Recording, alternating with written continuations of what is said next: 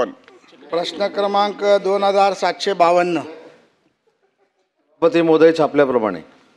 सभापती महोदय, हा मिठी नदीचा विषय पुन्हा एकदा सभागृहात आलाय, परंतु तो आलाय त्याचं मी पुन्हा एकदा स्वागत करतो, कारण तेवढा गंभीर असा विषय तो मुंबईच्या दृष्टीने आहे. मुंबई महापालिकेला लुटण्याचं काम जर कोणी केलं असेल तर ते मिठी नदीच्या माध्यमातून तेव्हाच्या तत्कालीन सत्ताधाऱ्यांनी केलं. हे या सभागृहात मी सांगताना फार गांभीर्यपूर्वक सांगतोय. सभापती महोदय, मिठी नदीचा विकास आणि मिठी नदीमध्ये झालेला गाळ उपसामधला भ्रष्टाचार या बाबतीतली तक्रार दाखल झाली. उत्तरामध्ये आपण लिहिलेलं आहे की भ्रष्टाचार झाला, आरोपी अटक झाले, परंतु हा विषय तेवढ्यावर थांबत नाही सभापती महोदय. तर मिठी नदीचा जी चौकशी चालू आहे ही चौकशी फक्त 2 वर्षाची चालू आहे, ज्याच्यामध्ये मी जर चुकत नसेल तर 2022-2023ची चौकशी चालू आहे.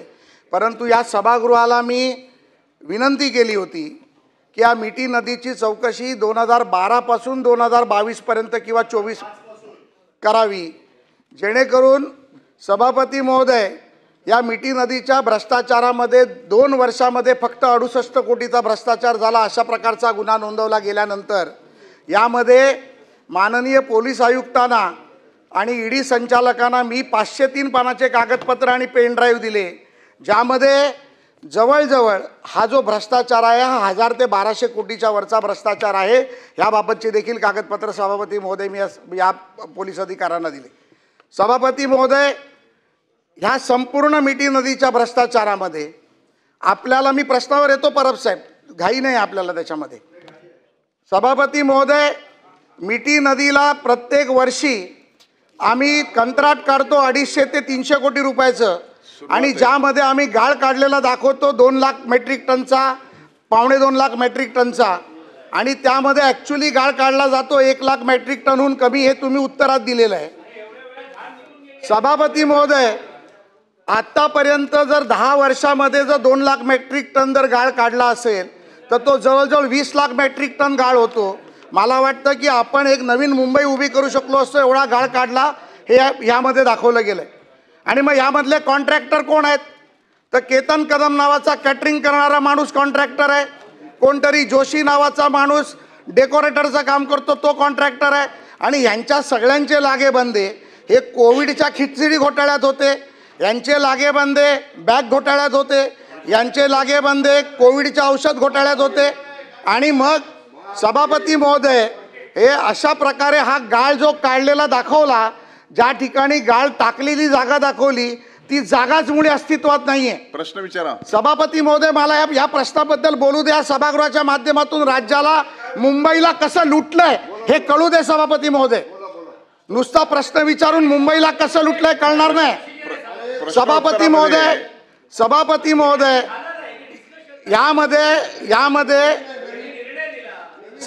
महोदय, यामध्ये जे ट्रक दाखवले गेले, ट्रकचे नंबर दिले गेले, त्याला GPS ट्रॅकिंग नव्हतं. ते ट्रकचे नव्हते तर ते मोटरसायकल रिक्षाचे नंबर होते.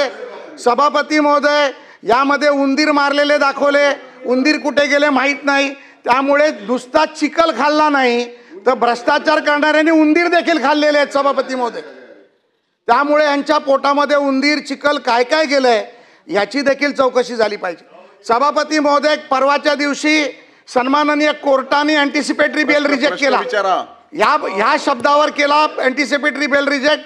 हे प्रकरण अतिशय गंभीर आहे. सभापती महोदय, यामध्ये मला या सगळ्या गोष्टीचा सारासार आपण प्रश्न विचारल्यानंतर माननीय मंत्री महोदयांना एकच विचारायचं आहे. यामध्ये 164ची देखील एका व्यक्तीने स्टेटमेंट दिलेली आहे, ज्याला आपण ॲप्रुव्हल म्हणतो. त्यांनी ती स्टेटमेंट दिली आहे. यामध्ये अनेक काही नावं आहेत. एक फिल्मस्टारचं नाव आलं आहे, फिल्मस्टारच्या भावाचं नाव आलं आहे, काय दिनो मोरिया आणि कोणतरी मोरिया, ज्याची पिक्चर आम्ही कधी पाहिले नाहीत. त्याच्या मागे कोण आहेत इथपर्यंत सरकार पोचणार आहे का? यामध्ये ज्या पद्धतीमध्ये शासनाला जो अहवाल दिला गेला आहे त्या अहवालाची DCPच्या माध्यमातून चौकशी SITची चालू आहे. त्या चौकशीबद्दल आणि पुढे काय झालं याबद्दल तुम्ही सभागृहाला अवगत करणार का? माननीय मंत्री महोदय. सभापती महोदय, सन्माननीय सदस्य प्रसाद लाड साहेबांनी मिठी नदीच्या संदर्भामधला या ठिकाणी प्रश्न उपस्थित केला आहे आणि मिठी नदीच्या संदर्भामध्ये जो प्रश्न उपस्थित केला आहे त्याच्यामध्ये मला असं वाटतं की 293 मध्ये देखील आपण उत्तर दिलं होतं, लक्षवेधीला देखील उत्तर दिलं होतं. पण याच्यामध्ये वस्तुस्थिती जी आहे ती देखील या प्रश्नाच्या निमित्तानं पुन्हा एकदा सगळ्या सभागृहाला कळली पाहिजे की सन्माननीय सदस्य प्रसाद लाड साहेबांनी सांगितले की फक्त हा तपास जो आहे तो 3 वर्षाचाच आहे. तर हा जो तपास आहे हा 3 वर्षाचा नाही, हा तपास 2012 पासूनच होणार आहे. परंतु मागच्या उत्तरामध्ये देखील मी असं सांगितलं होतं की 3 वर्षामध्ये या सगळ्या गाळाच्या संदर्भामध्ये जो SITनं तपास केलेला आहे त्या 3 वर्षामध्ये त्यांना 3,44,000 हे फोटो तपासावे लागले आणि 3,44,000 जे फोटो तपासले त्या फोटोमध्ये फक्त डंपर दिसलेले आहेत, डंपरमध्ये गाळ दिसलेला नाही. याची सुरुवात कुठं झाली, याच्यामध्ये राजकारणामध्ये न जाता याची सुरुवात कुठं झाली की 2012ला एक निर्णय महानगरपालिकेनं केला की मिठी नदीचा जो गाळ आहे हा डम्पिंग ग्राउंडवर न टाकता हा जे कॉन्ट्रॅक्टर जे कन्सल्टंट हे टेंडर घेणार आहेत त्यांनी प्रायव्हेट जागामध्ये टाकावा, हे याचं मूळ स्वरूप आहे. हा जर ठराव झाला नसता किंवा हा जर निर्णय झाला नसता तर डम्पिंग ग्राउंडमध्ये जसं 1930 सालापासून देवनारमध्ये किती कचरा टाकलेला आहे याचं कॅल्क्युलेशन आजही होऊ शकतं, तशा पद्धतीचं या गाळाचं देखील कॅल्क्युलेशन होऊ शकलं असतं. परंतु गाळ कुठं टाकला आहे हे देखील कोणाला कळलं नाही. आणि याच्यामध्ये आता 3 वर्षाचा जो FIR दाखल झाला आहे त्याच्यामध्ये काय म्हटलं आहे तर काही टेंडर जी आहेत ही गाळ काढायला दिल्यानंतर ही रिकॉल करण्यात आली आणि रिकॉल करण्यात आल्यानंतर त्यावेळेचा जो काय 2,000-3,000 जो काय रेट होता तो वाढवून त्याच्यामध्ये फरक करण्यात आला. त्याच्यामध्ये जो भ्रष्टाचार झाला आहे तो फक्त 18 कोटीचा एका वर्षामध्ये. त्याच्यानंतर ज्याचा उल्लेख मी आता केला की डम्पिंग ग्राउंडवर न टाकता प्रायव्हेट जागेमध्ये टाकावा अशा पद्धतीचा जो निर्णय झाला त्याच्यामध्ये 3 वर्षात गाळच टाकलेला आपल्याला दिसलेला नाही. त्याच्यामधला गाळातला भ्रष्टाचार जो आहे तो 45,50,47,105 रुपयाचा FIR मध्ये दाखल केलेला आहे आणि 3 कोटी रुपयाचा जो आपल्याला डिफरन्स दिसतो जो आपण 65 कोटी म्हणतो त्याची अजूनही तपास यंत्रणा सुरू आहे. परंतु FIR 65 कोटीवर फक्त 3 वर्षाचा झालेला आहे. 2012 पासून 2019 पर्यंत जर आपण बघितलं तर मधल्या 4-5 वर्षामध्ये संथ गतीनं गाळ काढण्यात आला. परंतु नंतर जो गाळ काढण्यात आला त्याचं देखील कॅल्क्युलेशन अजूनही SITला कळत नाही आहे. त्याच्यामुळं SITनं असं सांगितलं की आम्हाला जरा मुदत द्या, मुदतीनुसार जर आम्ही वाढीव मुदतीनुसार जर आम्ही तपास केला तर 2012च नाही ज्याचा उल्लेख परब साहेब तुम्ही या ठिकाणी केला 2006 पर्यंत देखील त्यांना जावं लागणार आहे. 2006 पासून देखील त्यांना तपास करावा लागणार आहे आणि नुसता गाळाचा तपास करून उपयोगाचा नाही तर त्यावेळी काही इन्फ्रास्ट्रक्चरची कामं देखील झाली 1,500 कोटी रुपयाची आणि ती इन्फ्रास्ट्रक्चरची जी कामं झाली त्याच्यामध्ये देखील प्रायमा फेसी असं दिसतंय की काही ठिकाणी कामच झालेली नाहीत. त्याच्यामुळे सन्माननीय सदस्य प्रसाद लाड साहेबांनी जे विचारलं की हे कॉन्ट्रॅक्टर कोण होते त्याची पूर्ण यादी ही माझ्याकडे आहे. 2016 पासून आतापर्यंतचे सगळे जवळजवळ 51 कॉन्ट्रॅक्टर आहेत 2023 पर्यंतचं. आणि जर तुम्ही कॉन्ट्रॅक्टरच्या पुढे बघितलं लिहिलेलं तर नदीचा गाळ काढणे, नदीचा गाळ काढणे, नदीचा गाळ काढणे, म्हणजे असे कॉन्ट्रॅक्टर जर पुन्हा दिले तर पुढची 25 वर्ष देखील पुढच्या कॉलममध्ये हेच येणार आहे की नदीचा गाळ काढणे. तर नदीचा गाळ काढला हा किती काढला आहे ह्याला कुठेही कॅल्क्युलेशन SITला सापडलेलं नाही आणि म्हणूनच फार मोठी संभ्रमावस्था निर्माण झालेली आहे.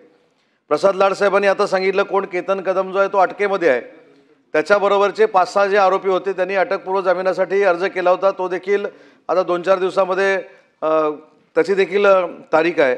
परंतु एक जो केतन कदम होता ज्यानं जामिनीसाठी अर्ज केला होता तो देखील फेटाळलेला आहे. त्याच्यामुळे याच्यामध्ये जे कोण इन्वॉल्ड आहेत त्यांच्यापर्यंत आपण पोहोचणार आहोत. आणि लक्षवेधीला उत्तर देत असताना सन्माननीय सचिन भाऊ असतील, अनिल परब साहेब असतील यांनी देखील सगळ्यांनी सांगितलेलं आहे की या भ्रष्टाचारामध्ये राजकारण आणण्यापेक्षा जे खरे कोण याच्यामध्ये आहेत त्यांच्यापर्यंत पोहोचणं हे SITचं काम आहे आणि तसे निर्देश SITला दिलेले आहेत. अनिल परब साहेब. माननीय मंत्री महोदयांनी उत्तर अतिशय सविस्तर दिलं आहे आणि त्यांनी सांगितलं की कुठलंही राजकारण न आणता याची चौकशी झाली पाहिजे आणि अतिशय बरोबर आहे त्यांचं की कुठलंही राजकारण न होता ह्याची चौकशी झाली पाहिजे. मिठी नदीचा प्रश्न सुरू कुठे झाला, ज्यावेळेला 2005ला अतिवृष्टी झाली मुंबईत. मिठी नदी हा नाला आहे तसा बघायला गेलं तर, पण 2005ला ज्यावेळेला अतिवृष्टी झाली आणि पूर्ण मुंबई शहरामध्ये ज्यावेळेला पाणी भरलं गेलं त्यावेळेला 2005 पासून मिठी नदीचं रुंदीकरण, मिठी नदीचं खोलीकरण या गोष्टी सुरू झाल्या आणि तेव्हापासून हे काम सुरू झालं. मिठी नदीचा गाळ कुठे गेला हे तर शोधायला पाहिजेच. कोणाकोणाच्या घशात गेला हे पण शोधायला पाहिजे. कोण कोण कॉन्ट्रॅक्टर होते हे पण शोधायला पाहिजे. कोण कोण स्टँडिंग कमिटीमध्ये होते ते पण शोधायला पाहिजे. स्टँडिंग कमिटीचा रेशो काय होता ते पण शोधायला पाहिजे. हे सगळं शोधायला पाहिजे. SIT जी केली आहे आपण, मी साधा प्रश्न आहे की आपण आता 3 वर्षाचं करताय. 3 वर्षाचं आत्ता जो काय आपण सांगितलं की 2000 आत्ता पहिलं 3 वर्षाचं करताय. हां, म्हणजे ठीक आहे. म्हणजे त्यावेळेला काय राजकीय आरोप करायची काय गरजच नाही, कारण त्या कालामध्ये प्रशासकच होता, म्हणजे प्रशासक होता. आता राहिला प्रश्न 2022 पासून ते 2005 पर्यंत याची चौकशी होणं गरजेचं आहे. मागच्या ही परत परत लक्षवेधी आणली जाते. म्हणजे त्या दिवशी लक्षवेधी आणली, उत्तर दिलं गेलं, अजून प्रसादचं समाधान झालं नाही. ते उंदीर कुठे गेलेत? ते उंदीर जोपर्यंत सापडत नाहीत तोपर्यंत ही चौकशी चालली पाहिजे.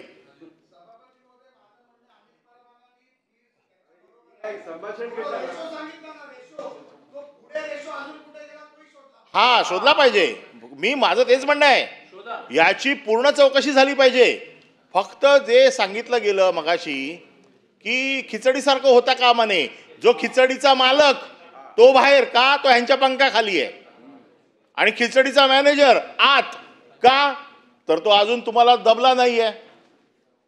हे सगळं होता कामा नये.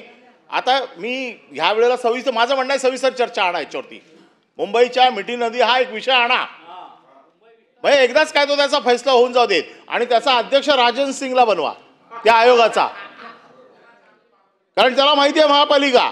मी जे काय बोलतोय हे राजन सिंग एवढं कोणालाच माहित नाही.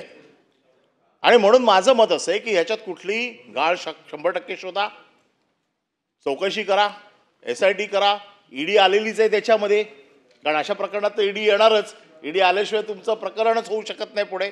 आता जे परत परत SIT नेमलेली आहे, SITची चौकशी आहे, परत परत ह्या शिळ्या कडीला ऊत देऊन बदनामी कोणाची तरी करायची, कुठेतरी डायरेक्शन द्यायचं, हा या प्रश्नाच्या मागचा उद्देश आहे असं मला वाटतं. कदाचित चुकीचं असेल, पण माझं म्हणणं असं आहे की चौकशी करायची आहे ना. ज्या वेळेपासून हे गाळ काढायचं कॉन्ट्रॅक्ट सुरू झालं त्या वेळेपासून हे गाळ काढायच्या कॉन्ट्रॅक्टची पूर्ण चौकशी झाली पाहिजे. हा स्कोप वाढवला पाहिजे. 2005 पासून त्याची चौकशी झाली पाहिजे.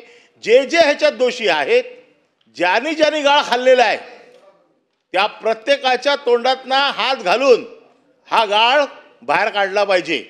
मग त्याच्यामध्ये चिखल निघेल, गाळ निघेल, उंदीर निघतील, सगळं निघतील. पुन्हा त्या ताटावर कोण कोण बसले होते हे मला पण माहिती आहे, मी पण सांगू शकतो. माझं मत असं आहे की एकदा ह्याची चर्चा घ्या सभागृहात. म्हणजे काय एकदाच काय तो त्याचा सोक्षमोक्ष होऊन जाईल. आणि म्हणून माझं मत असं आहे की हा जो काय तुम्ही चौकशीचा फेरा चालू केलाय याचा स्कोप वाढवून तुम्ही त्या दिवशीचं उत्तर दिलंय 2005 पर्यंत नेतोय. आता परत प्रश्न आणलाय तर परत उत्तर द्यावं लागेल की 2005 पासून याची चौकशी करणार काय. आणि ती जी चौकशी होईल ती माझं मत असं आहे की न्यायाधीशाच्या अंडर ठेवा ना. हिम्मत आहे ना.